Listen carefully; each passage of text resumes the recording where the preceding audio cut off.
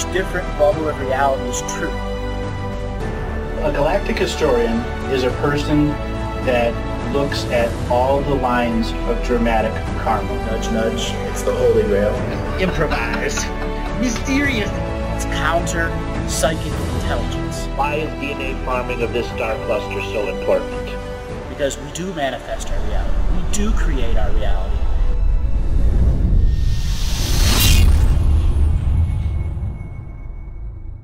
Here we go on the last Living the Mystical Life Daily webcast of the year 2017.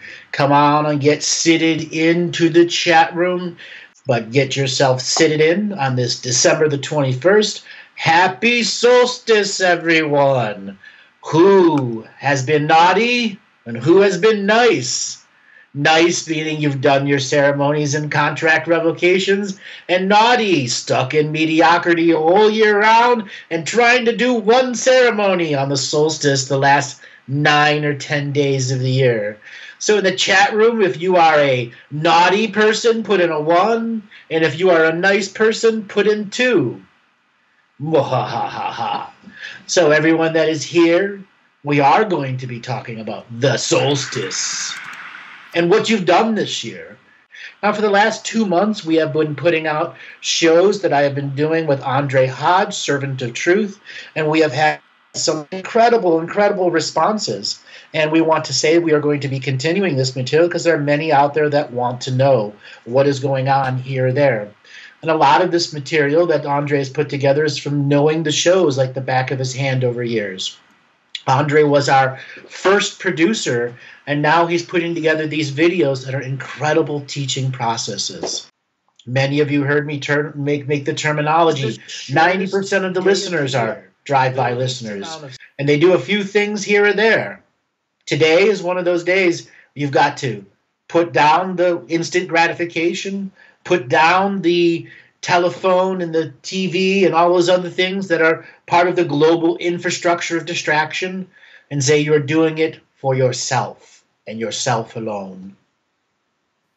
It is an alone journey into your spirit. It is an alone journey into self-discovery. And that is why many people have trouble doing their own ceremonies individually of themselves. They are codependent on others' happiness, codependent on other people's energy, but still codependent. Many of you heard me all year round. 2017 is the year hope dies. On December 31st, when the New York ball drops around the world, hope is dead. It is no longer a flopping fish, thinking it can jump back into the water and be alive. Hope from 2012 is dead. There will be no reevaluation of the currency. There will be no global catastrophe. There will be no Trump leaving office. None of that's going to happen. Just like I've said since 2012, that there will be nothing happening tomorrow, the day after tomorrow, and the day after that. Because we are in a time where we must understand nothing is happening until you individually make it happen. On your own, in your own bubble of reality. I reiterate that. Nothing will happen tomorrow. There will be no global currency revaluation. There will be no aliens coming down to rescue you. There will be no inner alliance or dark companies taking over the world. All of the fear porn is just fear porn to get you into fear, to harvest energy from you. So stop listening to the bullshit. Stop following the blogs that say it's going to happen tomorrow. And remember, nothing happens tomorrow. Nothing at all. Nothing will happen tomorrow and the day after that and the year after that and the year after that until you see people out in the same scale and size of the 1960s and the 1970s marching in a different way. Until you see 1 million people in all 50 states and every capital marching, it is junk. There is no awakening.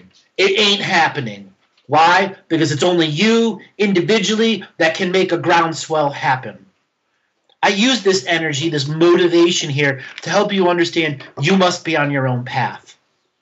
Every year there is a solstice and an equinox, the longest and the shortest day of the year. Next year, are you going to put on your calendar, you are going to take time to do solstice and equinox rituals? Will you follow through? Because if you don't, you're just faking spirituality. If you're not chronicling your journey, you're not writing it down, you are faking the process. It requires commitment and courage of the self to follow through. Over the many years, I have given all sorts of equinox and solstice motivation speeches, light languages, direct actions, this and that. This year, I put the ball in your court. For those of you who have been listening for the whole year, or for those of you who have only been listening for a couple weeks, the ball is in your court today. It is your game and your game alone. No one's going to come and play a codependent game with you if you want to talk with Spirit. Spirit is not codependent. Spirit is independently co-creative. For as long as you think codependency is the way of action of Spirit, you have failed miserably at the greater understanding of who you are, and what you came here to do. Codependency is one of the greatest destructive things on the path to self-discovery. It means you cannot discover yourself without another as a medium to your happiness.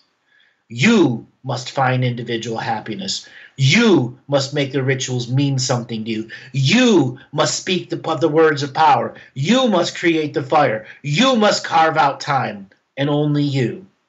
Because if you don't, nothing's going to happen, and another year is going to go by, and you're going to keep watching all those blogs that say, it's happening tomorrow, the Alliance this, Corey Good that, David Wilcock this, Joe Blow's blog that. All a bunch of goddamn garbage. You won't often hear me say that stuff. Garbage, garbage, garbage. Garbage in, garbage out. And that is what you're dealing with. And all of those positive, gory, good followers that aren't doing their rituals and ceremonies, guess what? Garbage in, garbage out. Garbage in, garbage out. If any of those guys that I've lumped into all garbage categories truly wanted to make an awakening, they'd be speaking the same fucking language. They'd tell you to get up and off your ass, make prayers, and stop listening to the fucking fear porn. The United States military is not going to save you. Corey Good is not going to save you. David Wilcock's not going to save you. Any of the others aren't going to save you, because only you can save yourself. Save yourself from mediocrity and domination and control. Only you can discover the power of prayer for yourself. Only you can separate from the Cobra bullshit that says it's happening tomorrow with stranglet bombs and this, all a bunch of bullshit meant to track you in. Earlier this year, I did a spoof show with JP where I had my voice altered, just like Cobra. People recognized it was me, and there were other people that didn't. And oh my God, this is the new guy with the voice distortion. And all the stuff went off. It was so uniquely funny because I was Dr. Fear for that particular episode of a spoof. Okay? I could so easily use what I know for fear and get an audience 10,000 times any of the amalgamated groups that are out there. But I don't want a bunch of fear followers. I want self-illuminated masters willing to expose their own limitations for themselves and learn the unlimited point of view. By exposing their limitations and researching them, what they are and how to heal them, they're able to go to the next level of understanding. Now, I put out the Alchemical Union and Communion Collective Consciousness Strike. It is now 1 year old of a revocation. A masterful piece that has now spawned legs and arms and multidimensional fingers and toes reaching into every timeline, galaxy, and dimension. Now, for those who have been studying this material the last year, who have been using the revocations, you know the power of that individual piece. What comes next year is the next level of choice. We are now offering a mentorship program. That's right, a mentorship. First time I've offered a public mentorship program for those that want to learn to read the Akashic Record like I do, for those that want to fully explore the sacred neutral point of view, for those who want to take contract revocation to a whole new level so they can spiritually journey to the stars and beyond. to have a greater understanding of what this world is truly about, to have the individual skill sets to not have charge and polarity affect you in any way, shape, or form, to be the sacred neutral observer, so you can filter through the greatness of the Akashic record and search without instant gratification guiding you to a materialistic, consumeristic point of view. So I challenge you out there. Those that are ready to take up the next level, you can contact MPA at galactichistorian.com. Once again, that's MPA at galactichistorian.com. Now, over the last couple weeks, I've had countless people come to me that are wanting longer and longer sessions. This is why I created the mentorship program. So those of you out there who want to have a mini boot camp in the course, want to have a one-on-one with me where they get to go through the nuts and bolts, contact MPA at Galactic Historian. So we have put this forward as a layer of teachings. So Robert, my infamous, fabulous, stupendous, miraculous producer in the background, let's go to the Wheel of Collars and see who is in the countdown for the end of the year. Caller, can you hear me? Hey, what's your name and where are you calling from? Hi, this is Amaranta from Portland. Hi, how you doing? Amaressa, as you said? It's Amaranta, or Ama. Can we say Ama? Ama. How you doing today, Ama? I'm doing amazing. It's a beautiful day. The sun is very sparkly, radiant. We had our first frost overnight here in Portland, so everything is sparkly. Yeah. So how can I help you today on this winter solstice, shortest day of the year? Have you done any ritual or ceremony today? I am preparing a gathering with people that I've invited to my home tonight in the yard. We have a fire that I'm going to do. I've done a few fire ceremonies, and I actually am of Mayan lineage, and according to my star chart, one of my responsibilities is to pray with the people, and I'm a fire keeper according to my star chart. So I met you once at the Living the Mystical Life Daily in Seattle, and I've had a very mystical life since then. And I just wanted to ask, where am I at with my practice, and also if you have any information regarding my lineage, because there's sort of shame in my country of origin around being indigenous, so a lot of the information is lost. Okay. So what was your experience at the Living the Mystical Life Daily 2017 event? What was your big awakening? Well, I had feedback from you that I'm part of Jaguar Clan, and I gave you a print of a jaguar painting, I believe.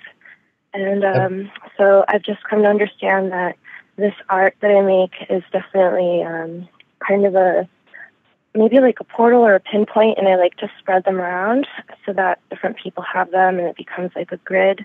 And then I've also just accepted my role as a organizer of things. So I had like a project regarding a big mural, and then we had prayer ceremony with the public. So we lured the public in with like an art show, but then we took advantage of the time to pray together and to have ceremony.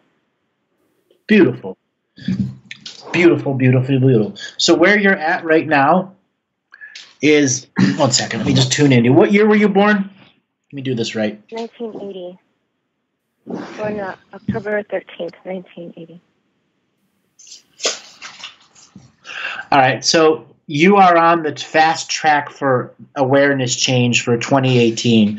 2017 was a big preparation for you where you needed to get all the garbage out of your field and all the unsovereignty out of your field. There's still a small amount that's there. It's part of growing up. Charge and polarity and contrast are absolutely necessary for growing in the greater wisdom of who you are. So over the next, let's just say 15 days for you from now until mid-January, you have got to use your ceremonial time for looking at old charge and old polarity so that you can have a greater understanding of how 2018 is going to offer you a number of forks in the road to go back to good old charge and polarity and contrast, or to move on to the next level where spirit is going to communicate to you through the jaguar paintings and through the next sets of paintings and the next sets of paintings and the next sets of paintings until such a time that your rituals and ceremonies, you're painting in front of the fires. Okay. I also see you painting people in painted face rituals in which you can do great and powerful and potent healings just by painting their face and bringing their true spirit form out by coloring their facial features, which is something that is very ancient and old throughout history and through many traditions. I've been a school teacher for 4 years, and that's part of what I would have the kids do is sit so that I could do face painting.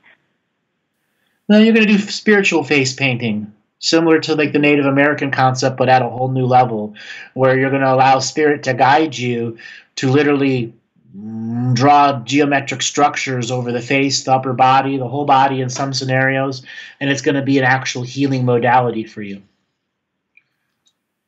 Okay. Thank you. So about your Mayan lineage, it is very much trying to come out of you. Now, there's something you got to understand. The Mayans did have a very big bout with cannibalism. Yes. Okay. Can you say more about that? What have you done to get the taste of flesh or vengeance out of your reality? I've been unsure as far as whether or not I should eat meat anymore. So I didn't eat meat for 3 years, but then I had like digestive situation where I feel like you've said to other people that they aren't digesting protein, and I feel that that applies to me also. I'm not sure if that's in fact the case, but I've gone back to eating meat. And then as far as vengeance, I don't think I'm very spiteful, and I don't think I actualize any, resentment that I may have towards anyone. Your lineage does, though. Your lineage does. Right. There seems to be kind of I don't know if there's something disharmonious on my mother's side, but a lot of the women are kind of having a hard time. They're not partnered, or they're just kind of struggling because... Is it fair to say that they eat their mate, control their mate, dominate their mate? I didn't grow up with the family very closely because my mother died when I was 6, but from observation, the women are probably, matriarchs and, good housekeepers. But, one cousin had an unfaithful partner, and now she used to have a bunch of abundance, and now that's kind of been changed. So. Well, I'm trying to make a metaphor for you to understand. You're not an actual cannibal. You're not actually eating human flesh. But there is a metaphor of you eating your own flesh as a lineage, or others consuming their energy instead of creating your own light. And I want you to contemplate these words over the next couple of weeks. Where and when in your past did you consume your own energies or other human energies, not like a vampire or anything like that, or a person, but you needed to consume energy because you weren't making your own? Well, I definitely haven't really been raised to be independent. So, not having that push from a mom in your life, and, not having a lot of means or resources growing up, you just kind of learn to survive. And sometimes that requires the help and encouragement from others, but it's not like in a malicious way. Well, what I'm calling you out to do, is to make a ritual and ceremony of self-observation of that actual aspect which you have done in the past. 2018 is going to be a series of forks in the road for you. Can you create solely your own light, or do you have to use an ounce of someone else's light to make 50 ounces of light? Mm-hmm. Okay? You got to create your own light this year. You cannot use anyone else's light. Okay. Okay? That's the greater challenge. You also have some health aspects that you have to look at too. So being vegan for a while has created an imbalance in your intestinal tract. and you got to find the happy medium. Did you quit drinking alcohol too when you became vegan? Yes, I kind of was on a more spiritual body situation, yes. How much was your alcohol consumption before you quit? I would just party with friends before. Now I don't really party with friends anymore as the way I did before. I mean, I would sit there and drink like a 40 of beer on the weekends in someone's garage, like when I was younger. But then over the years, it would just be like, okay, we're grown-ups now, we're going to have wine with dinner, or now it's just like, just socially. All right, so first thing first, I almost never, ever, ever, ever tell anyone to drink. But there is something in your frequency that is actually asking for alcohol, something positive. So what I'm going to say is you need to create a new relationship with alcohol. Maybe you need to brew your own beer, brew your own wine, or brew your own hard alcohol. They're all easy things to learn to do. And over the year, you've probably heard me talk and do sessions about other people who have had not necessarily alcohol issues, but need to create a different relationship with alcohol. When you became vegan and cut out the alcohol and changed the way, it actually changed something internally in you that you need that energy. You really do. So it's changing the relationship that you have with alcohol. And if that means you have to become sacred with the creation of your own beer, you can go out to Walmart and buy a $50 beer kit and have, a gallon and a half of your own beer. It's a matter of, are you going to bottle it? What are you going to do with it? You can put ceremonies and rituals within it, contract revocation. So every time you're consuming that alcohol, your relationship with it is spirit, because alcohol is spirits, distilled spirits. I resonate with that a lot. My great-grandfather traveled from Munich, Germany to El Salvador, and him and his brothers established the first and only brewery that exists in the whole nation. And that relative was, I think, if you could validate this, that relative was in fact assassinated. And then because his daughter, my grandmother, was indigenous, she was forbidden from inheriting any business rights. So all of the three brothers who that didn't happen to, they're very wealthy millionaires. And then our descendants from our great-grandfather are not millionaires. So you use the word assassinated. I use the word killed. He was killed by someone else that had intention and purpose. But it wasn't just about the brewery. There were other things that were going on in that era too. Right. Well, land ownership. It was more about land ownership than the business. Yeah. And then the mineral rights that are under the land. That's what it was about. Okay. Does that bring charge and polarity into you? I am in a place of acceptance of it. There's definitely a lot of charge that's on my father's side regarding it. Like, they were raised with a bit of more abundance in their lives, and then, that eventually ran out. So yeah. But they could have made their own abundance. Yeah, yes, and some have. They didn't, though. So maybe you need to start your own Portland Mayan brewery. Okay. Portland just happens to be an area where thousands of microbreweries are everywhere. Thousands. Save up some money for a liquor license. I believe in Portland you're allowed to brew 200 gallons of beer a year without having to have an alcohol tax ID, and 40 gallons of hard alcohol a year without having a tax. I think it's pretty general from the alcohol, tobacco, and firearms, what you're allowed to brew yourself before you're considered a business.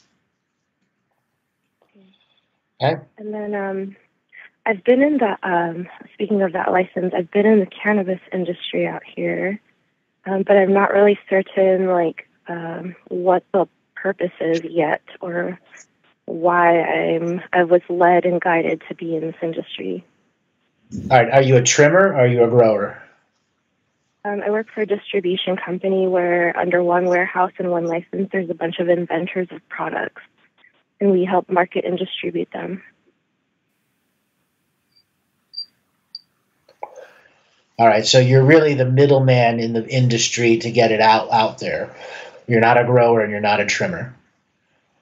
For now, but I know of the folks, and I have trimmed before, and I have grown my own plants before, just at home.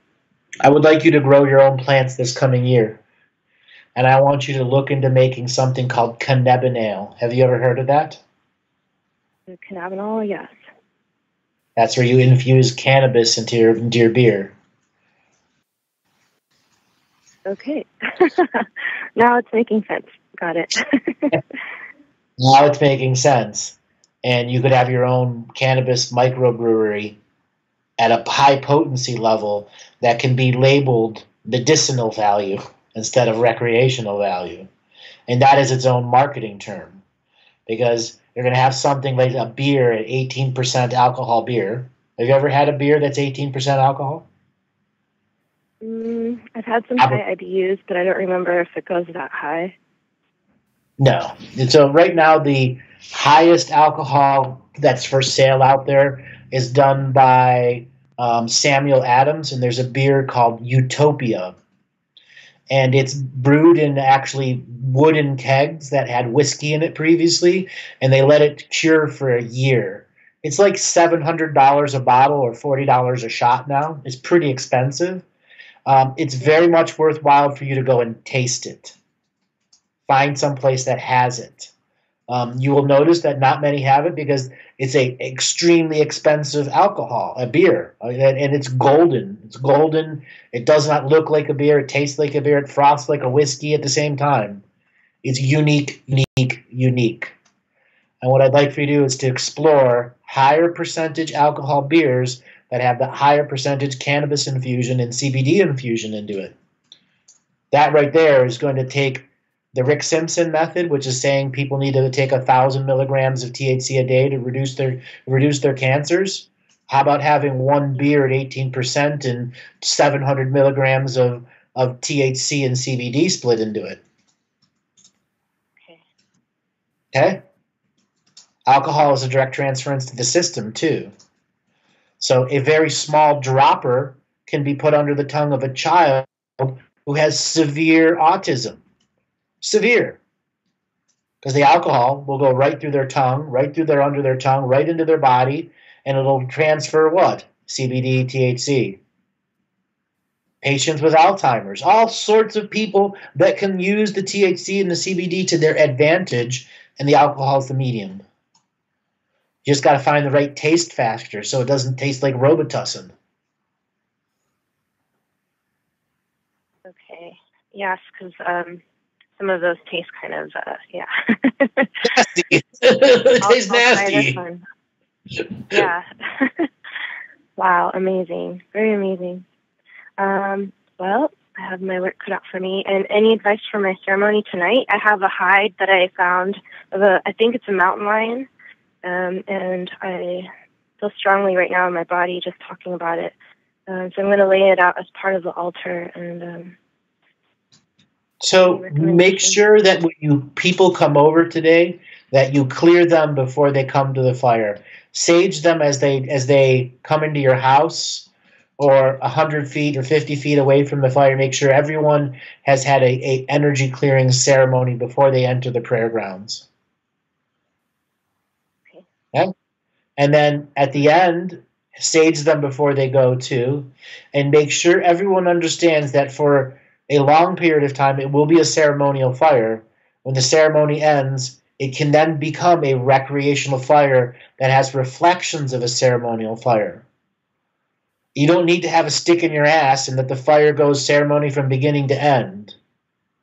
Because there will be people there that will want to smoke in front of the fire, eat in front of the fire. During that time that it's a ceremonial fire, there is no smoking, there is no drinking, even water. You got to have all of that away so people are in their fullness of focus. You could also take a string or something and make a giant extra circle with a couple sticks to hold the string up, so when they leave that particular area that's 50 feet around the fire, that they can go and smoke and they can go and drink, and that there's a clear delineated line. Once you cross this line, leave your drama on the other side, leave your alcohol, your brew, your cigarette, whatever it is on the other side. Okay? Print out the alchemical union and communion consciousness strike. Look for more and more people to say it in unity where y'all can speak it together.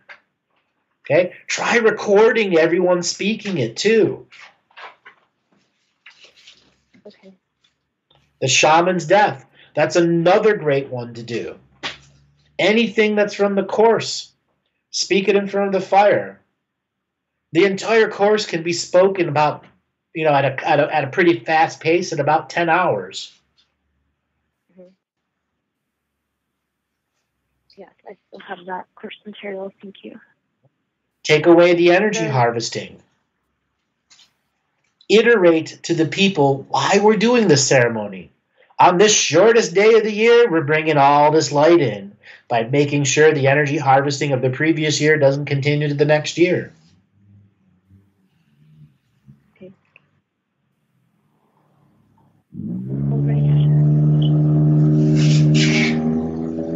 That's what you do for your ceremonies.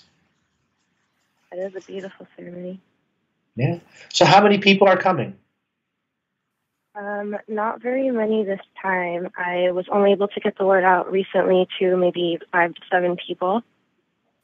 Okay. Are they spiritual people, or are these a bunch of newbies? Half and half. Okay. You have to be very careful with the newbies. You do not want to overpitch and oversell, but what you do want to do is explain to them the difference between a sacred fire and a recreational fire. Okay? And don't be a zealot if somebody screws up. Okay? But just reiterate over and over again. This is the line of delineation. You go past this line, you're in a ceremonial fire. When you're on the other side of the line, it's okay. Just give us a little bit of peace if we're focused. Don't be screaming and carrying on. Don't have your cell phone inside the circle. Don't be texting to someone in there. Take away the instant gratification topics. Take away the materialism and consumerism topics. Don't let Trump be the focus of conversation, because some people don't know how to talk in a ceremonial fire, so they bring up what they think is spiritual. Right. You are the shaman. You. You're the head of the ceremony. Make sure you give offerings to the ancestors. And the newbies that are out there, teach them about ancestors and how to give offerings to them.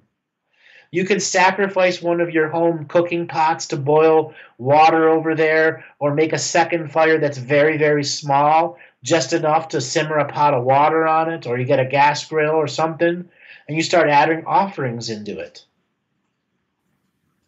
A little piece of spice, a little chopped up onion, a little chicken base, some bones. You could ask everyone to come over with one simple thing you could add to the cooking pot. Yeah? Just don't be throwing McDonald's cheeseburgers in there. Right.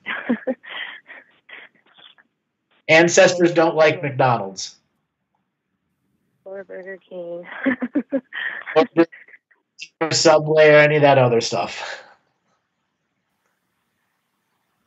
Okay. Any special significance to this mountain lion hide that I came across? Leadership. That is why that hide has come to you. Are you ready to be a leader of the pack, the pride? Yes, I am. Then that's why the hide's there. I need to get access to more resources, so more income, a grant, kind of time to stop worrying about the basics of survival. Well, I gave you a recipe, literally, of cannabinol, yeah. And you're a marketer. Yeah, exactly. Okay? You can make a fortune just in the cancer industry alone. A fortune. All right. The Rick Simpson method has proved that if you take certain volumes of cannabis, your tumors go away. And it also proves to the $100 billion a year cancer industry, they'll never cure cancer. Alcohol is as old as fishing in the industry of creation. Cannabis is as old as history. They've been brewing it together for centuries.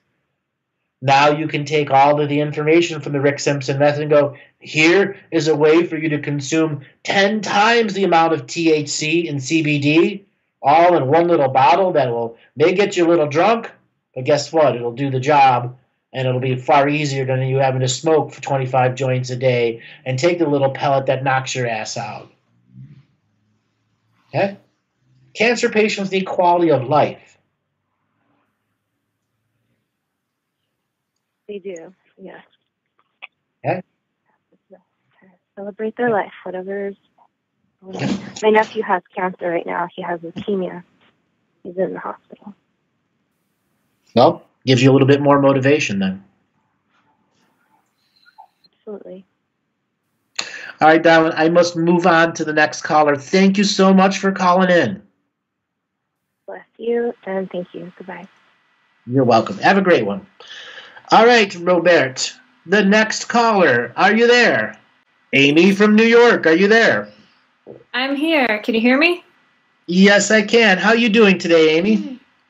I'm so excited and grateful to be talking with you right now. So what are you doing for the solstice?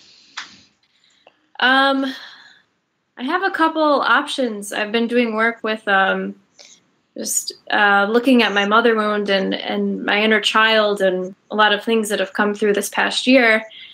And a friend invited me over to do some games with them, someone I haven't seen in a long time, someone from high school.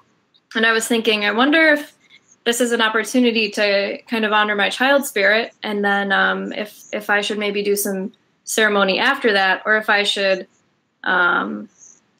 just commit to doing ceremony and maybe use a different day to go have fun. So I'm not sure what... I understand the dilemma. So when is the last time you did an actual ceremony yourself?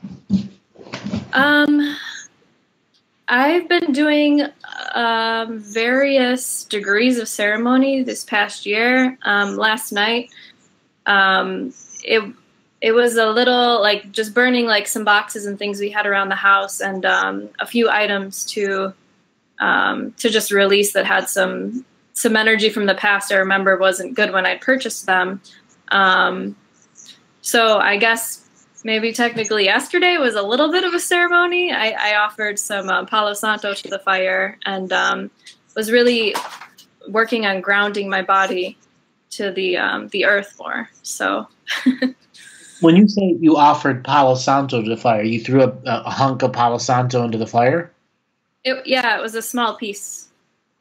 So that is a no-no of a no-no of a no-no of a no-no. Oh, and this is very else okay. out there. Never throw your Palo Santo in the fire. Ever, ever, ever, ever, ever.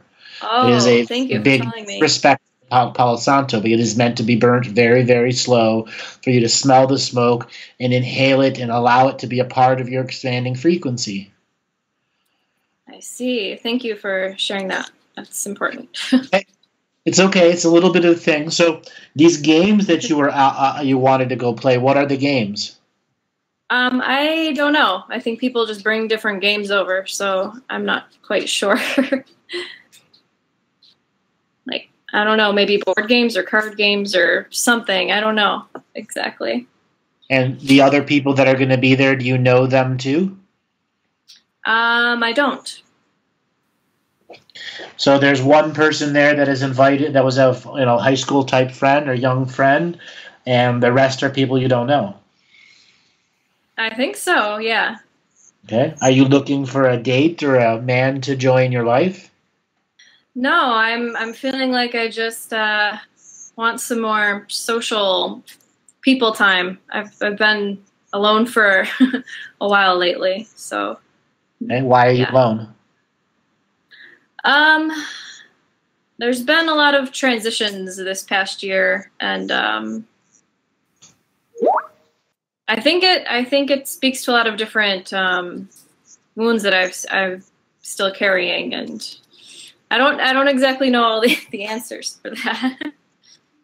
So my answer to you is do both tonight. Okay. So before you go, you do a ritual that is saying, for the next couple hours while I am at my friend's house, I am a child and a kid again, and this is my ritual of the solstice. And then when you return, you close the ceremony by saying, I have been the kid again. What have I learned? And it's okay to drink, and it's okay to do all the things that you normally do at this party because it's a ritual and celebration of your childhood.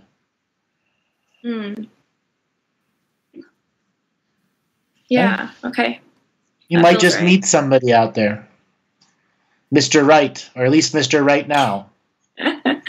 Maybe. And if you meet Mr. Right now, don't allow yourself to deny it. Embrace it. Lust can lead to love. Okay. Thank you for that. I'll just say you need a winter solstice orgasm. That would be amazing. Yes. Need your feet and toes twisting and a turning. Oh, it's definitely an area I've been wanting to do more work on, is sacred sexuality for sure. Well, then make that a part of your ceremony before you leave. But I want to find somebody that can do the deed. Okay, I'll put that out there. Okay? Put it out there for exactly what you want. Yes. Yes. Okay? The endurance, the ability to follow through, and the romance and passion. Okay? You don't want someone to just pull your pants up, slam, bam, thank you, ma'am. No. Nope, not enough.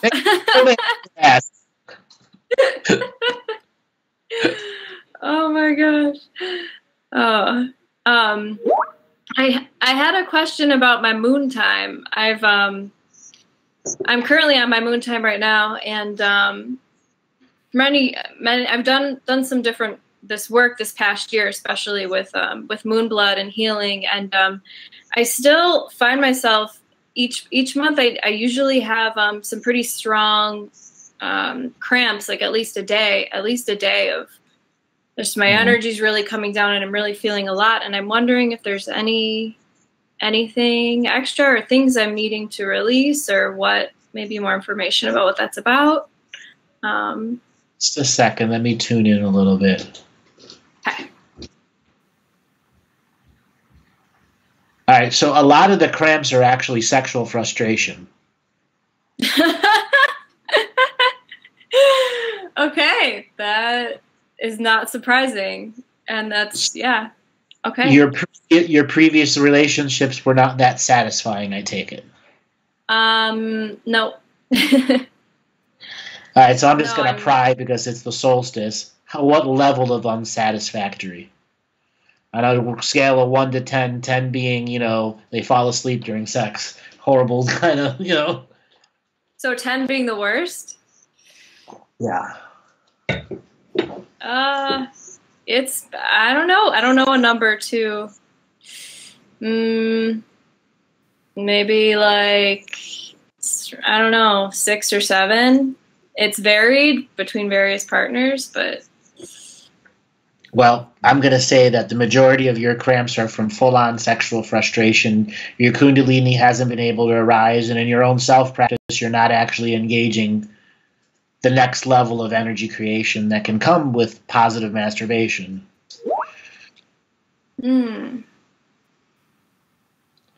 So, what do I do about that? There are a handful of things that you can do that involve, finding the right partner versus the right tool, the right thing that you can go out and get. That there's all sorts of aids out there. You to go to the lover's shop. Every town's got one.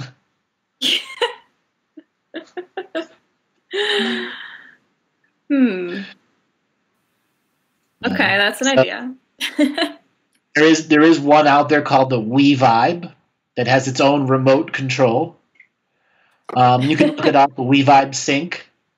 It is a clitoral stimulator and a G-spot stimulator in a U-shaped that has a remote control that allows you to be hands-free to increase speed and lower speed and change programs.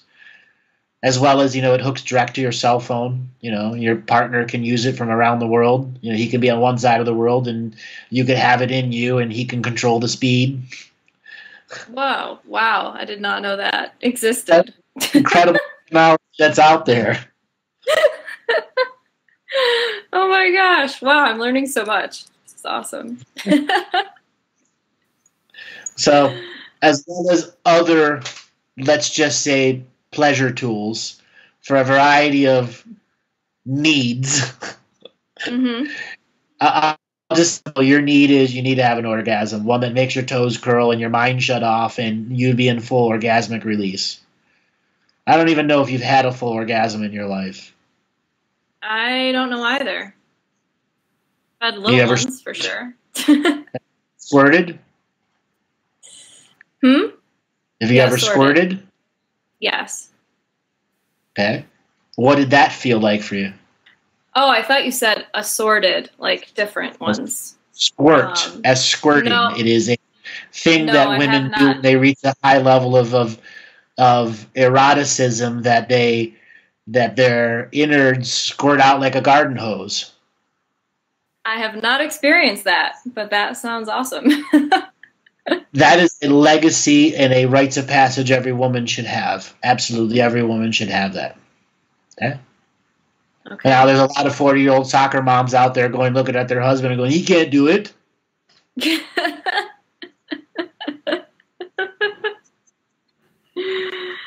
Oh. All right. You asked, and I'm giving you the answers. So during your games process, it's okay to talk about sex with your friends. Do you talk about sex much in your conversations? Just with my very closest friends, mostly my friend I'm living with right now, Cassie. But it's actually have the sex conversation with her about what we've just talked about. I will. I think she's experienced some different levels of orgasm and has explained them to me before. I'm like, oh, I have not felt that, but yeah, I will do that with her for sure. Everyone can have it. Everyone. Absolutely everyone can have it. Okay? The only thing that's stopping you is you, literally. Okay. It's trusting the environment, trusting the person, trusting the tool, trusting the situation. Trust. Trust enough where you let down. Let down from the projections from others or the projections from yourself. Yes, that's great advice. That sounds right. You are perfect the way you are right now. You're not too fat, too thin, too this, too that. You're perfect right now. Yes. You're beautiful and gorgeous. Yes, I am. You need to empower that while you're having the sex. All right. You need to make that the ritual of joy. Oh, yeah.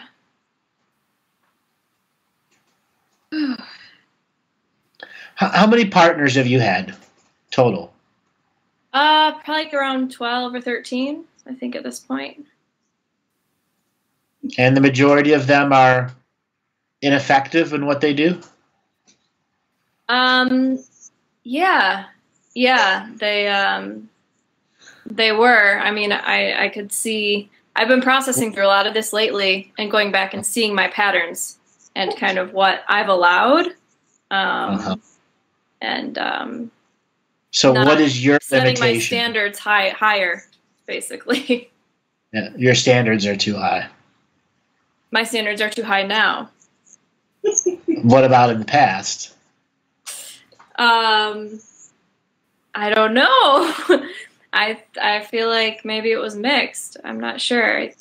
I think your view of what sex was highly distorted from your very first sexual experience. Okay, that makes What sense. was your first experience like? I want you to know right now you're helping a lot of people. I know you might be a little red and embarrassed. Don't worry, you are helping a lot of people right now. Okay, right now. awesome. Okay? So my first experience was I was 18, I believe, and my partner, whenever we would have sex, we'd have to be under the covers, and it was mostly like him on top, and there was very little, like, I don't remember much talking, just maybe like a little whispers here and there, and then I don't ever remember us reaching orgasm together, and I don't know if that's important, but I mostly would have to have some other, like, I think, I'm trying to remember, like, if I think, like, clitoral stimulation was the only way I could reach any kind of an orgasm in that experience. Because the other stuff was too painful? I don't know.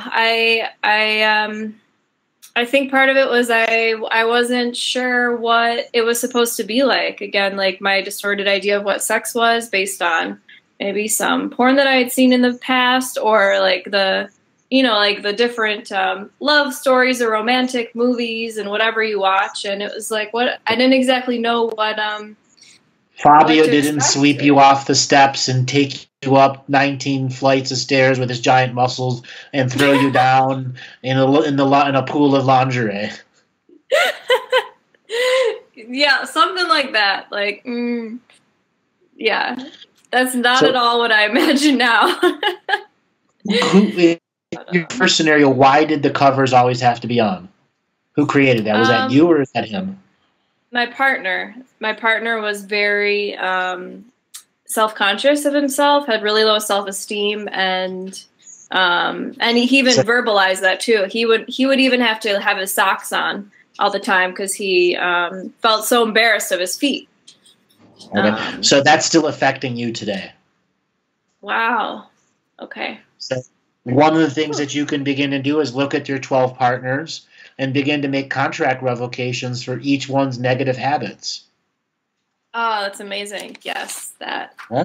Thank you. Thank you for suggesting that. Yes. And make an invocation for all the positive habits, the ones that did it right. Yes. Yeah. I can do that. Okay. Now, let me just delve a little deeper here. What year were you born? 1987.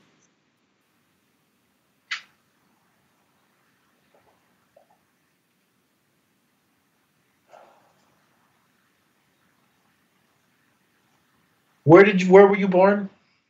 I was born in Denver, Colorado, July 25th. And what brings you to New York?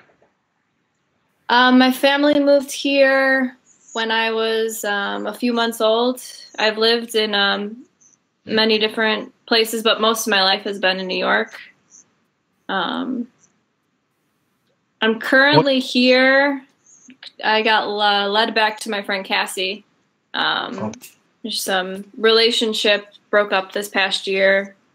I was working with a spiritual teacher and just wasn't really stepping into my own power enough. And just kind of I'm ended up here somehow. So I'm just going with it. Were you intimate with your teacher? Like sexually? Yeah. No. Did you want to be? Be brutal here. I don't know. I don't think so. Maybe if I did, it was unconsciously. I'm not sure. I want you to explore this over the next couple weeks. If what you're looking for is a teacher that has the sacred sexuality processes, and that's what you want in your life as a companion. And not somebody who's a man whore either. Right. Well, this person was a woman, and not that that matters, but I guess I've never explored or been with a woman, so. Well, it's probably time to check out the other team. Maybe, yeah. Okay, Yeah. so what are you doing as a job? Currently, I've started making some body butter. This has been like in the past like month here with Cassie. Like body lotion. But my bigger, I guess, way or job I'd like to have and be doing is music. I've been writing a lot of songs. I've been performing some different shows, and I've explored sound and singing as a healing tool. And so that's my bigger interest. And how do you make money? What was that? How do you actually make money? Right now, I'm making money with the lotion. Not very much, but it's. So you've pretty much not had a job for how long then? Probably. I think my last job was in 2014 in California. It's an awful long time without a job. Yes. And why have you gone so long without a job? I was in an area that I didn't want to be working in. I didn't know how to. I felt like music was my passion, and that's what I wanted to do and follow. And I was working in the schools at the time, and I didn't want to kind of get sucked into that without actually feeling like that I was honoring what my soul wanted to be doing. So Who paid your bills for the last 4 years? A lot of that has come from my mother. Okay. And So- other people that have supported me. I've done like a work trade situation, things like that. So I'm going to be brutal here. You need to get out of this. I'm a 18-year-old girl with my head in the clouds. I can be a pop singer. Uh-huh. You Okay. need to get out and get a job and understand that you can still go do karaoke. You can still write songs, but that's not your full-time position. It is going to keep you stuck, sucking off money from other people and never being empowered yourself. Okay. Okay? Get out and get a job. Earn some of your own money. Any If job? people still support you, that's fine. You don't have to say no to everything that's coming, but you've got to know the difference between earning your own keep and sucking off of others. Okay. Well, Okay. I'm brutal here for a reason. You're on the verge of a great awakening. Thank you. Let's say you're 3 orgasms in a ceremonial way.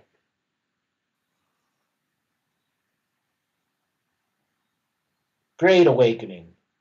Powerful awakening. But you got to be empowered. I do. You got work ethic. Yeah. You're not empowered. You're not. You would have already had both of these issues taken care of. Yeah. Actually say that the last 4 years that you haven't had a job, you've been taking steps back every year. It may look like you're charging forward and doing this, this, and this, but you're not. You're going backwards. Okay. Well, thank you for being brutally honest. I mean, none of it's surprising. Listen, I get callers who haven't had a job in 35 years. I get callers who haven't had a job in 10 years. Yours only 4. You can still make it back. I can. Yes, I could do it. You're in New York City. You can get a bartender job in 2 lashes of an eye. Well, Western New York, closer to Buffalo. Okay, selling chicken wings, whatever it is that they do there. Yep, that happens here. Get a job at a hot dog stand or a bikini coffee store. Okay. All right. Got to get on the go get a job game. Really badly. No. You're going to get a job to empower yourself. It's not a game. Okay? So you can save up money to have dreams again. Are you going to ask Mom for $10,000 to go to Mexico for ayahuasca ceremonies? No. Saved your own money up, it'd be a dream, wouldn't it? No more mom money.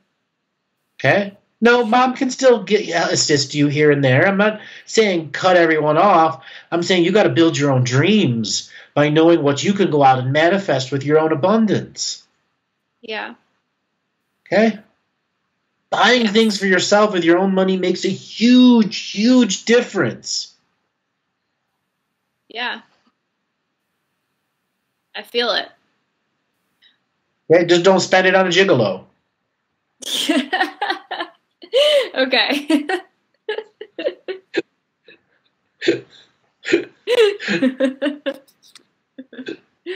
I'll write that as a side note. Side note, exactly. So, any last questions you want to ask? I have this sensitivity in my teeth, in the left side and the bottom, that I've tried sensitive toothpaste. I've just been starting doing oil pulling with peppermint, and I'm not sure if I should be doing anything else, or if this is just something that's beyond my body that's coming in, or I'm not sure to do about that. So in the side of your jaw are 3 massive nerve endings that go into the upper and lower jaw and go into the cheekbones and the cheek muscles. And what it is your mastoid bone, the bone that supports your ear, and your occipital, the bone that's the separate bone that supports the back of your head, are completely out of place. And this is extremely common, extremely common. So there are a handful of ways to fix it. One is if it's super fixated, chiropractor, they manipulate your upper atlas and axis, and then slowly after a while your mastoid bone goes back in place. Or you go to get cranial sacral therapy, where they do myofascial release all around the head and upper body so that the skull can become mobile again and that the sagittal sutures don't have so much pressure on them. All of that teeth pain is from sagittal sutural pressures on the back of your mastoid and occipital. Oh, could that be part of me clenching my teeth at night? That's exactly why you clench your teeth at night, which is thus compounding and making it worse and worse and worse. Oh, okay. Okay. I'll look into that. Yeah. Do you ever have any head injuries? Not that I can recall lately. I mean, as a child, I had a traumatic birth, but that's part of it. So have you ever just fell and maybe slightly bumped your head here or there? Probably. Yeah. So what happens is just stress alone the fascia will tighten on the back of the skull and make the sagittal sutures under pressure, and then it'll actually malform the bone itself. And once you take the pressure off the sagittal sutures, the bone can go back to its natural formation. Okay. So I recommend cranial sacral therapy with myofascial release so that they can adjust your mastoid bone and then do intraoral work. They're going to stick a finger inside your mouth at the top of your jaw, right where the cheek muscles align with your mandible, and they're going to hit a pressure point in there, and all of a sudden all of the pressure and teeth grinding is going to just evaporate. Wow. Okay. Awesome. You're welcome. All right, darling. Thank you so much for calling in. Thank you, Andrew. I really appreciate it. You've been a great teacher to a lot of people out there who are thinking about heading to their lover's store. Thank you. Welcome. Great day. All right. The infamous producer, Robert. Okie doke. Our next caller is going to be, let's see, let's go out of the country. Anne in England. Anne in England, are you there? Yes, I am, Andrew. Hello, everyone. How are you doing today, Anne? Yeah, pretty, it's interesting, but I'm going to go with good, and even better now. Outstanding. So what did you want to talk about today? Oh, Andrew, there's so much, actually. But I maybe following along the lines of this last caller with partners, There's also some stuff. There's been some synchronicities with the calling in, I guess as to be expected, with the cranial sacral work. And I believe we've spoken previously about me doing cranial sacral, and I just want to thank you immensely and say that it's been such an amazing experience, and some of the things that it has brought out and the glimpses working with the revocations has been truly incredible, with visions in being back inside of the womb and releasing a lot of tensions and getting the body going in a more grounded way. So what would you say the biggest thing that the cranial sacral has done for you?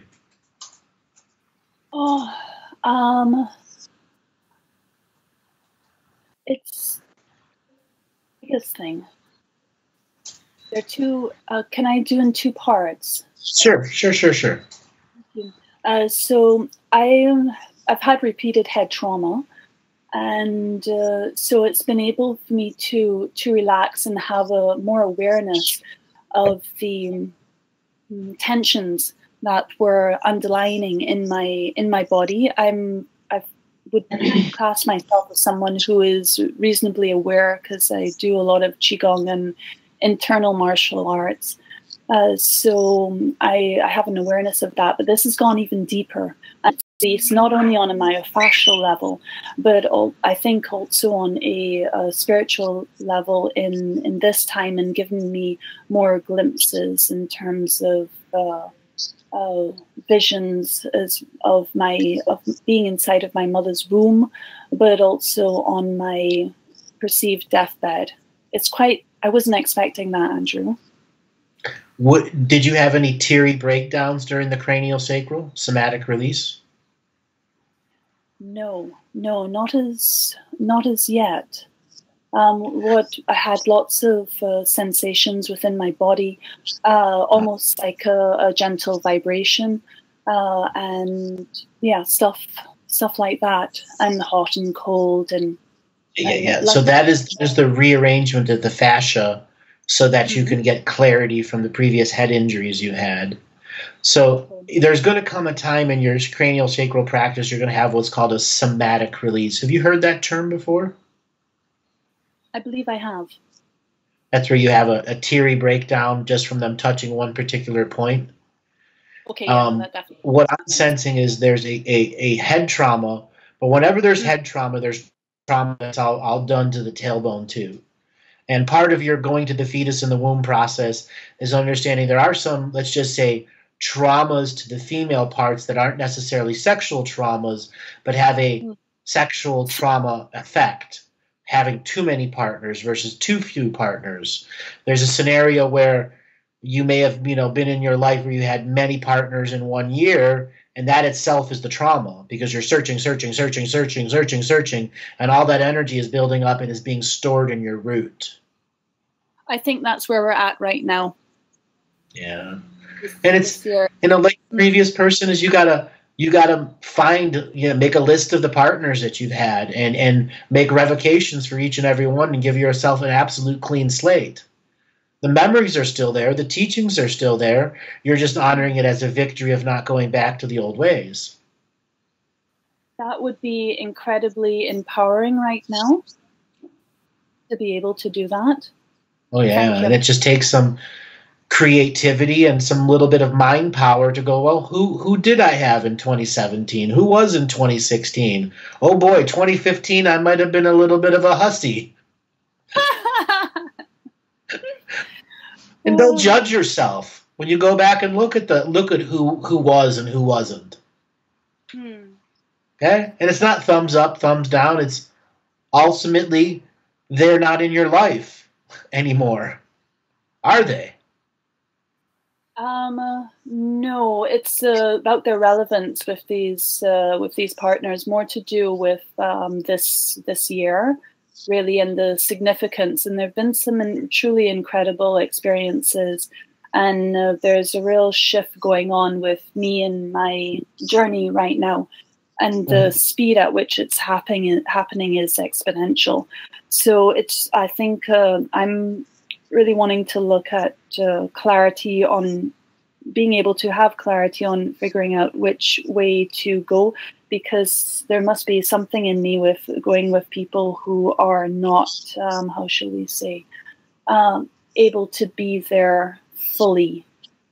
Sovereign. And yes, in a true, how shall we say, what's the word I'm looking for? I get what you're saying. You're looking for a partner that already understands sacred sexuality and that you don't have to train them. Oh God, please. No, I'm done with that. No. So you gotta change your standards here and stop picking the strays up off the street. Yes. I'm sitting So you in front of got to look inside the person in you who's picking strays up off the street, because there is a codependent side in you. Okay? Yeah. I started today's show about what codependency does. Be brutal with yourself. Are you codependent on a sexual relationship now at the age that you are? Do you need to get your bell rung 6 days a week? Not necessarily 6 days a week. 4? Yeah, that would be 4 to 3 would be quite pleasant. It's also that there needs to be some love there. Obviously, it's not just coming in with a jackhammer and No. There's someone who can meet one on a spiritual level, who also has the technical skill, and because of, let's say, past practices or experience with working with a kind of more sacred yab young sort of situation. So being in form of sacred sexuality as well as technical skill. So if I may be so bold as making love as well as having sex, and that balance is sometimes quite well. So any sort of partner that I have, it's I don't know how, it feels quite rare out there. I've had 2 partners who've been able to meet in that sort of way, but someone who is able to hold on a tantric level, shall we say. So are these just male partners? Yes, I've only had experience of male partners. Is there some part of you that may need to seek a female partner because the male partners aren't technically skilled enough, and those males that are out there are already taken or in a situation where, let's say, they have an open relationship, but that's not something your soul can do, because I don't see you having any type of open relationship. I think it would destroy you in the long term. Sacred sexuality is sacred sexuality, not open relationship. That's completely opposite of each other. Thank you for saying that. That's incredibly pertinent, Andrew. There are far more women practitioners out there that are skilled in the technical skill of sex. Okay? And then the romantic side, too. You may find a man that's romance, Mr. Romance, flowers, this, that, but he can't hold the pace. He can't deliver the service you're looking for. Okay? Sacred sexuality is about being of service to your partner, not a servant. Okay? Understood. So you need to truly look at your male relationships and go, I made it this far. Why didn't I look at the female relationships? Women that are already skilled in tantra, this and that. Really never even entered my mind. Maybe on a subconscious level, I suppose, but no. They have this saying in England, I think, what do you say, throw the cat amongst the pigeons, but maybe that's a bit too much. Yeah, it's not like you need to go out to a club and just start flaunting with women, no. No, I think not. No. Don't get me wrong, I like to dance, okay? But no. Yeah, that's different. Grinding with another girl, that's different. Oh, yes. That's putting a show on that gives you great pleasure. It's okay. There's nothing wrong with that. But discovering a female partner for your first experience is going to be a challenge because you've only been seeking men. Eh? You also don't want to take on a woman project that's emotionally disturbed. There are many tantric practitioners out there that are great practitioners, but they're emotionally and sexually disturbed. No, I've had my share of disturbed. I'm good, thank you. I'm Right. not that. Agreed. So you got to start making the ritual and ceremony of letting go of the old partners and bringing in the unlimited point of view for the next partner, be it male or female. Or crystal. Because they do carve, phalluses in the shape of crystals, and they have been doing that for centuries as their own masturbatory tools. Now that's sounding very appealing. Okay. As well as ones that are, 24 karat gold or gold plated or platinum plated or silver plated. So those are for you to go and search at the toy shops. Okay? One can commission these things as well. Right. No, they don't commission. They create them. You just Google crystal dildo. I'm going to be blunt on my own show, and you'll find all sorts of places that produce them.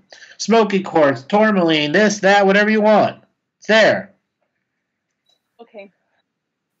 That's I was not aware of that. Thank you very much. Okay. It's a whole new use of crystal. I suppose there is, what do you call it, the lotus egg. Yes.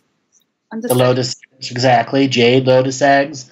Yes. That for women that don't understand what the jade lotus egg, it's where you learn to pick it up and put it down over and over again. So you strengthen your internal muscles. When you have a jade egg inside you, that is proving the jade frequency, ruby frequency, whatever it is that you're going to do. People should be, women should be using lapis lazuli. It's far more of a spiritual stone than jade. Okay. Okay. Now, I want to get back into the partner that you're looking for. So I'm really sensing that you've got somebody that is skilled, but they're not available in the way that you want. Well, I took a vow not to lie. So, if I'm terribly honest, I think there's probably about two people that I've met thus far and that I've been with thus far who would fit that description. One in this country and one who is not in this the country that I'm in. Okay, and you know that they're unavailable, yet you're still pining for them. Yes, correct. And this is what I'm trying to look at to make sure I'm not bringing this into this new season, shall we say, or time and space. So you need to write a revocation that stops you from pining from something you can't have, because that's the 13-year-old girl running you. Thank you. Okay. Noted and agreed. Yeah. And the next level here is once you've created that revocation for pining for something that you can't have, you get to create an invocation for what you want now. Then you get to separate what a want and a need is. Then you get to separate what a want and need and a desire is. So there's multiple layers of expression of what it is you need now, what it is you need a week from now, what it is you need in a companion 10 years from now.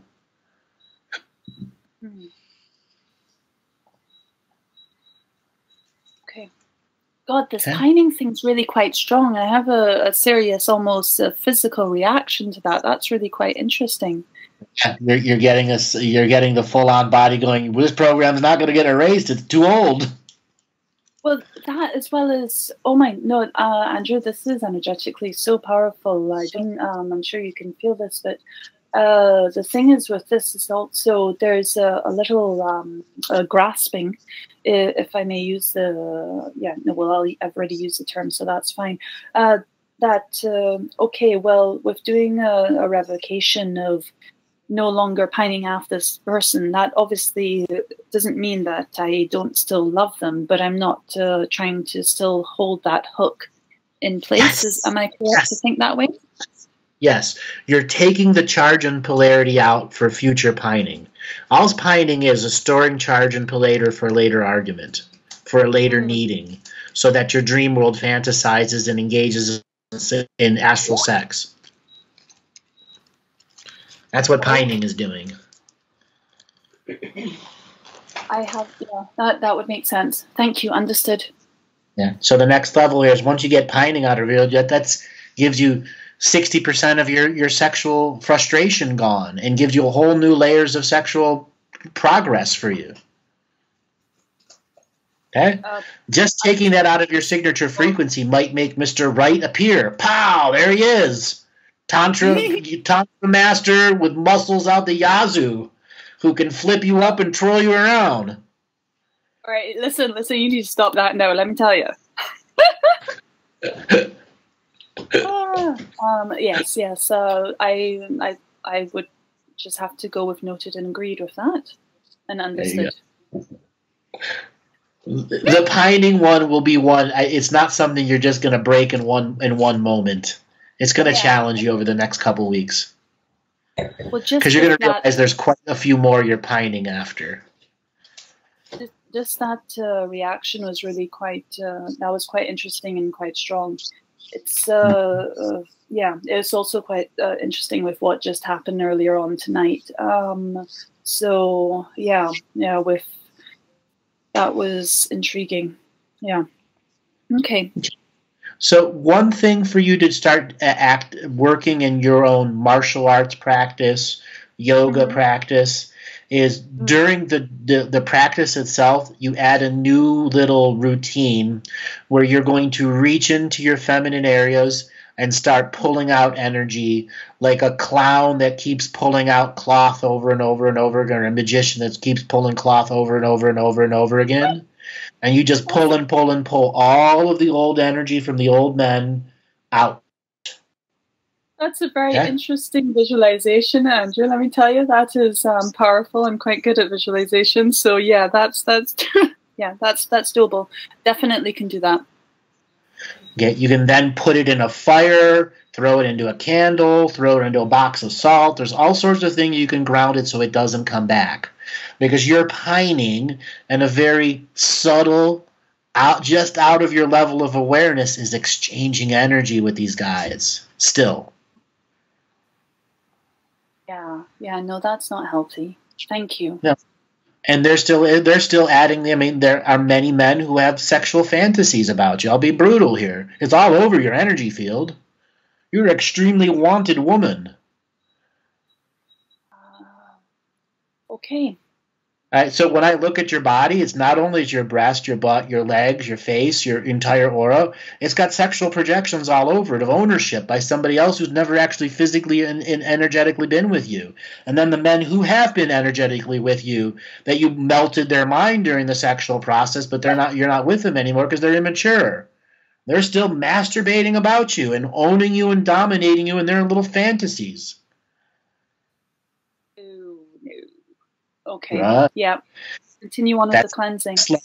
That's the next level of revoking those that you have previously had engagement with and those who've never had an engagement with but are still getting their freak on with you. Okay. This is incredibly helpful, Andrew. Mm-hmm. My God. By the way, there's so many things. There's so many. And also infinite thanks to you and your callers and your team. I mean, the revocations and the cleansing has truly shifted so much. I mean, there's so much clarity kind of going on when you do the revocations. It was pretty much, I'd go up along the lines of mind-blowing and the synchronicities and visions that appear. I'm intrigued. Intrigued to the new level. So of the contract revocations, which one has been the most potent for you when you use it? The one that, actually the consciousness strike. My gosh, that's incredible. One of my, beautiful, incredible friends. I'm very blessed to have wonderful people around me. I'm so grateful, and amazing teachers. Yeah, they recommended the consciousness strike for me, and that's just that alone. But also there's one with the government revocations, because some of the places that I frequent because of work and extracurricular activities with different, for instance, Dharma Buddhist groups, religious groups, because I deal a lot with sacred objects. Is been the use of sacred geometry, and there was, can I go off on a tangent? Sure. Thank you. Okay, so it was to do. There was this one program. I can't remember how long ago. It was to do with. You mentioned this with going into museums and all of these objects being placed in them, and people were harvesting. Meaning the buildings and the way they were built, was also used as a collection of the people's energy when they interact with these objects. Do you recall this? Yes, I do very much recall that one. Okay, because I wasn't too sure whether I was explaining myself properly. So because of that one with the revocation with government and my family, and their connection, and I guess maybe family crests and working with different sorts of sectors, that's become more and more clear, as well as me trying to find a way of strategically and working in these sorts of environments and going into these sorts of buildings. And I realized that there's a real pull for me to be in these places.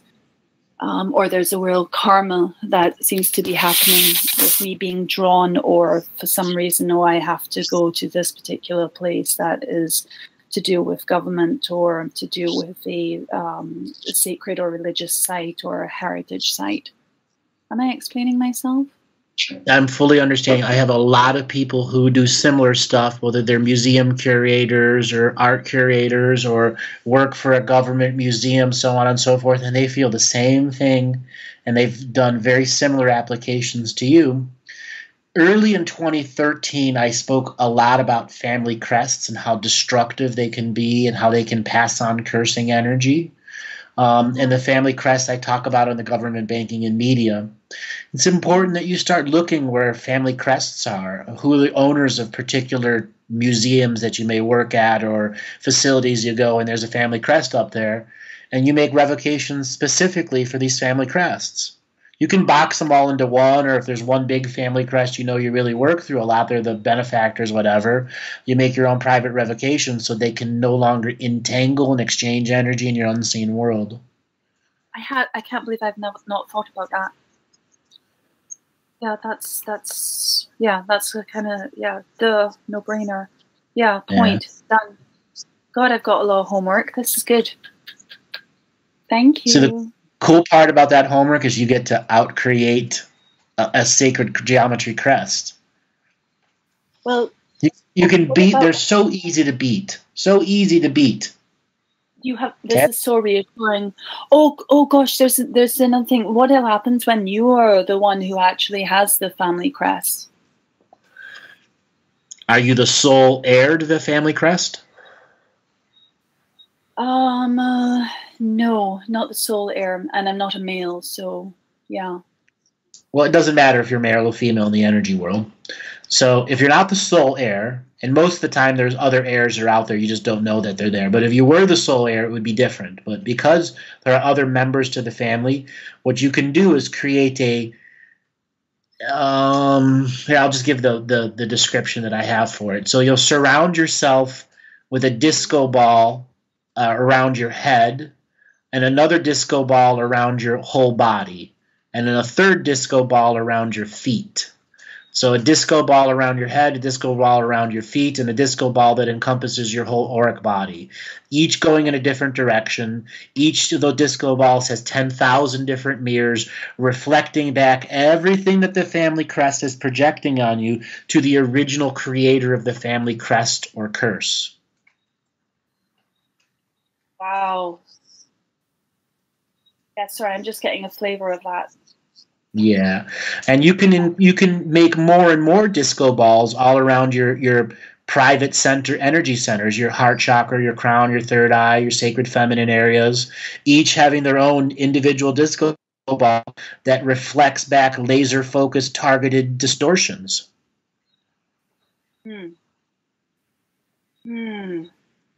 Yeah, I'm almost setting this up like I could set this up like this, the whole mandala, no? So, okay. Yeah, it's a mind construct that can stay in place. It's just a matter of empowering it. Okay. Well, right. This is quite poignant, especially do you have time? Sure. Go ahead. So there was a bit of fear when I got, I guess, a young teenager, just was also observing in terms of family crests, family curses, or let's say DNA characteristics or karma, or, depending on how you wish to, what terminology or grammar one wants to use. There was also this thing with, for instance, my father having a mental, manic depression. On my father's side, his sister ended up, nervous breakdowns, strokes, and also his younger, his brother as well. So what I'm saying is that there was also part of me who was thinking, oh, well, this is quite strong. Is this something that it ends up being inevitable? And I got into doing a particular type of Vajrayana Buddhist practice, which helps to alleviate any sort of mental illness, because there was a fear that would happen to me. So fear is one thing, genetics are another. Yes. So part of clearing the fear is understanding there is a root genetic cause. And the family crest has been impressed onto your DNA that is a potential, and it just takes fear to activate that potential. So the next layer here is doing your own psychic surgery on the DNA. And the way you do this is, as you have the disco ball in your crown and in your feet, and then the other one, you're going to see a DNA spiral come out of your feet and come out of your crown. So a white spiral coming out of your feet, going up, creating the double helix, and then a red spiral going up and a white spiral going down in the opposite direction. And this will allow you to, where you come together in the heart and the solar plexus, to bring your third eye as part of the DNA surgery process to look for the individual rung that has been impressed by the family crest to make that a potential of through fear activation. And it's an actual rung in the DNA that you can literally remove that DNA rung of fear and activation of mental depression and anything else that's under there, liver disease, all that stuff. Because all that is passing debt forward into the future, so a magical practitioner in the past doesn't have to deal with the negative ailments they created from negative magic. That's what a family crest does. Puts the debt, the actual physical harsh debt on the future generations. I hear what you're saying. Understood. Yeah. Now, DNA surgery is not hard. It's visualization, and it's a coming to a knowingness that there is one rung that you simply have to remove. And it will not harm you, because that's the harmful projected rung. Yes. As soon as you were born and you came through the forgetting of the birth canal, the laser-targeted focus of the family crest altered your DNA.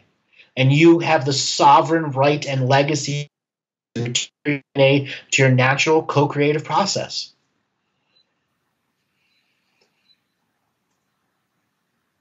Yeah, this is going to be very exciting 2018, Andrew. Oh, yeah. Oh, yeah. So let me ask you a question. So in your journeys with sacred artifacts and so on, have you run across artifacts that talk to you?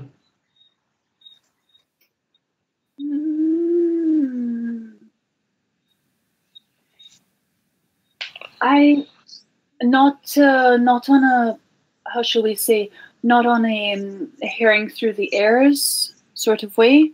Mind talk? But yeah, there's a resonance. There's a talk. There's an exchange. I also talk to them, talk to the objects, and yeah.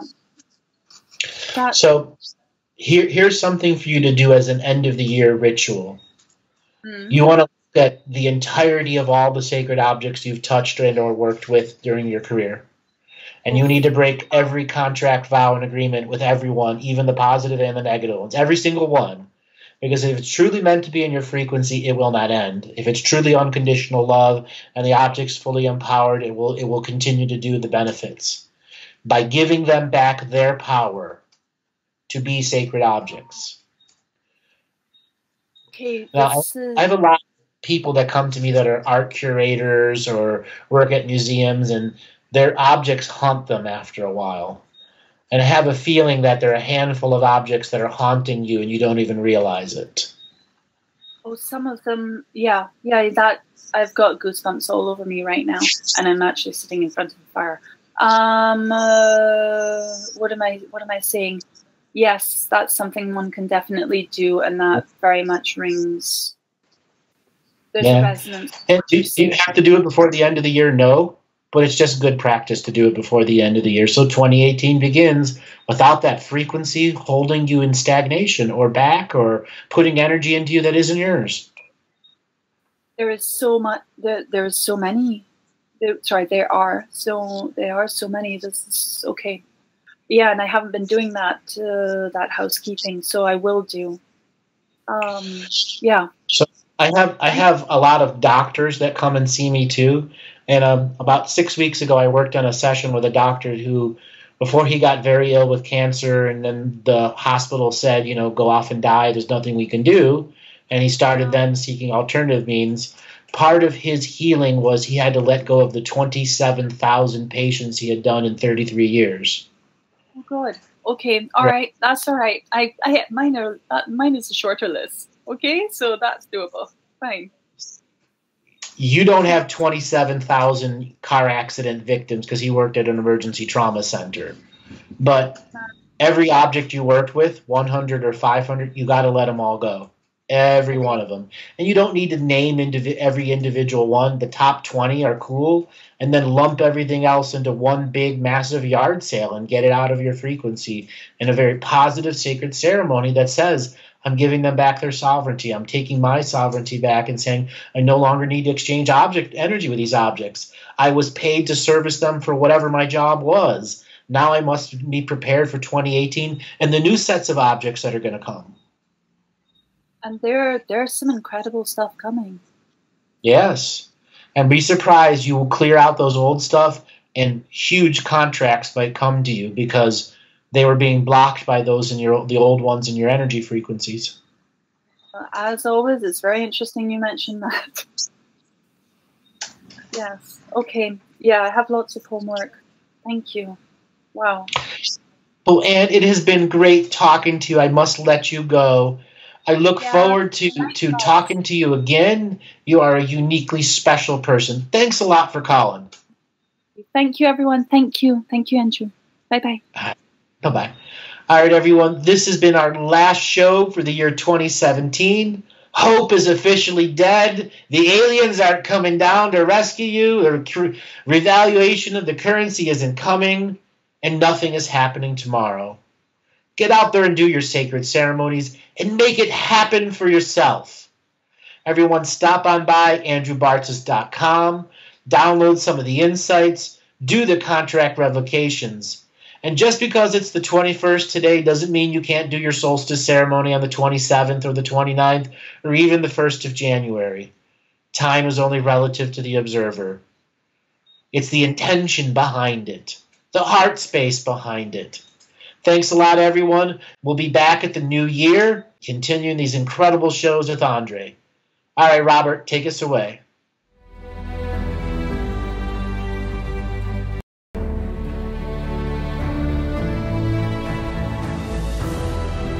Each different bubble of reality is true.